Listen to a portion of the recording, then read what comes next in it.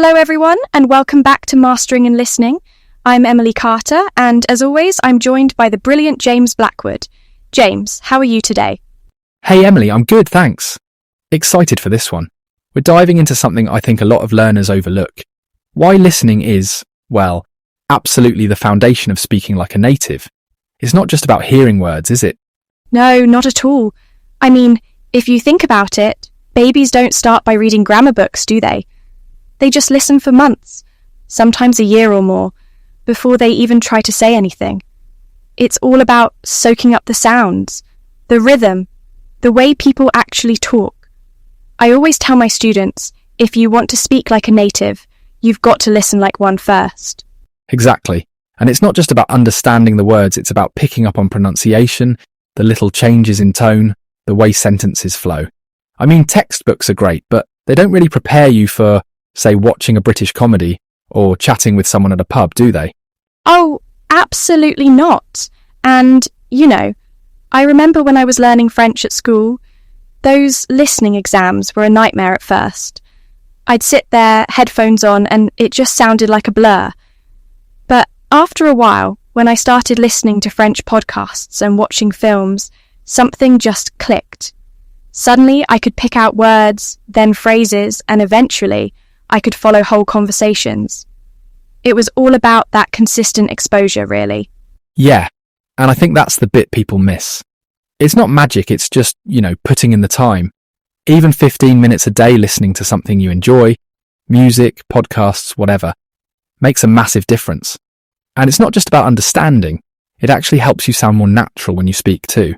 Right, because you start to pick up on the way native speakers use rhythm and intonation. It's not just what they say, it's how they say it. And honestly, movies and podcasts are brilliant for that. You get all the little details you'd never find in a textbook. So let's get practical. Emily, what's your go-to technique for learners who want to boost their listening skills? Oh, subtitles. I always recommend starting with English subtitles. It's such a simple way to connect what you're hearing with what you're seeing. But, and this is important, you don't want to rely on them forever.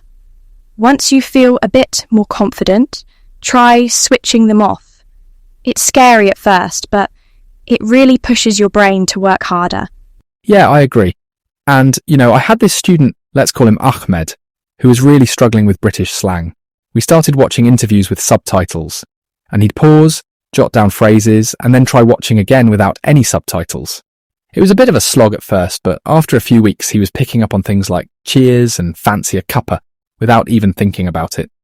That's brilliant! And that leads nicely into shadowing, which is one of my favourite techniques. Basically, you listen to a sentence, pause, and then repeat it out loud, trying to match the pronunciation, the intonation, even the speed. It feels a bit silly at first, but it's so effective. And if it's too fast, just slow the audio down. Most apps let you do that these days. Yeah, and don't be afraid to break things down. If there's a tricky bit, just loop it, slow it down, and really focus on each word. I mean, I still do this when I'm learning bits of other languages. It's not cheating, it's just smart practice. And honestly, real conversations are gold. Interviews, podcasts, even YouTube vlogs, they're full of natural language, different accents, and all those little quirks you just don't get in scripted lessons. It's messy, but that's real life, isn't it? So you've been listening, shadowing, maybe even picking up some slang. How do you actually start speaking like a native? Emily, what's your take? Well, first off, you've just got to speak. Every day, even if it's just a few sentences to yourself in the mirror. Use the phrases you've heard. Don't worry about making mistakes. Confidence is honestly more important than perfection at the start. Yeah, and I always tell my students, don't just learn words, learn phrases. Native speakers think in chunks, not single words. So instead of just hello, try how's it going or what's up. It sounds more natural, and it's easier to remember too. Exactly.